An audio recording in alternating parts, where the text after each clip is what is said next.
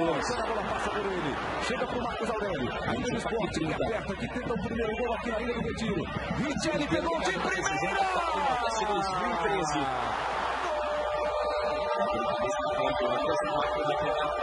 Em cima do Anderson.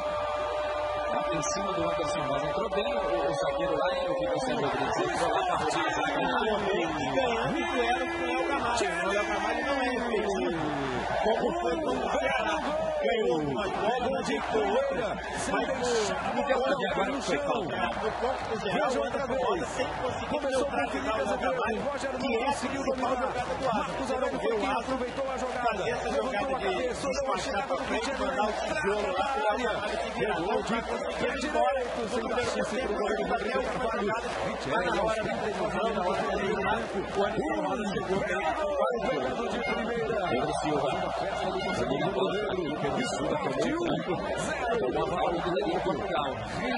Richelli comemora. Tio pra galera, fez o primeiro.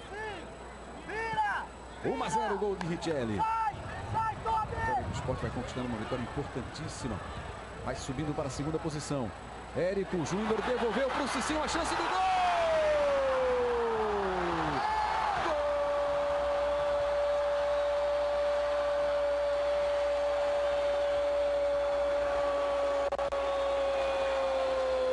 Do Sport! Cicinho! 39 do segundo tempo. Cicinho recebeu de Érico Júnior, de bico, na saída do goleiro.